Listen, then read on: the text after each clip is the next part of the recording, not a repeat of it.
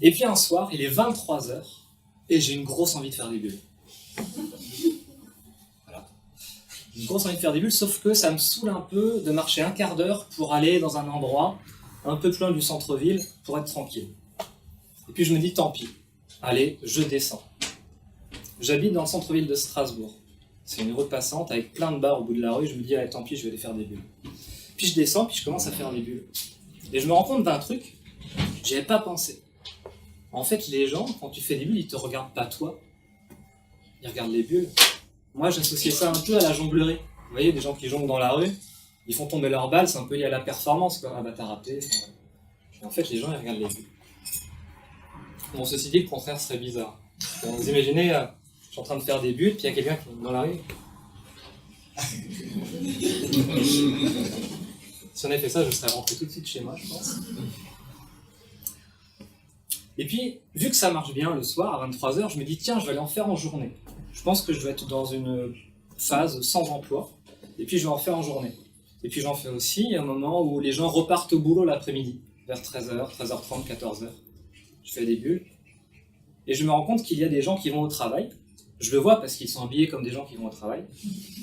Et puis parfois ils ont la démarche de gens qui vont au travail, mais un petit peu en retard, qui pressent le pas, limite ils courent. Et j'en vois certains qui ralentissent leur pas, voire même qui s'arrêtent, et qui regardent des bulles pendant 5-10 minutes. Alors je les vois parce que j'ai le temps, je fais des bulles, mais je regarde les gens et je me dis c'est fou. Il y a des gens qui sont prêts à arriver en retard à leur boulot pour des bulles, une chose aussi futile. Et dans ma tête, il y a cette phrase qui résonne, je me dis, aujourd'hui dans notre société, prendre son temps c'est devenu subversif. Prendre son temps c'est subversif.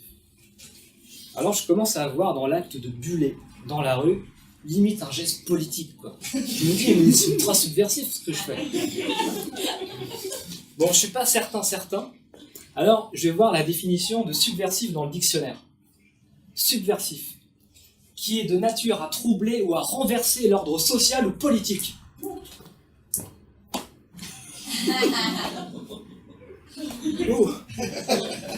Là, Macron, la grosse pompette, là, hein, voilà.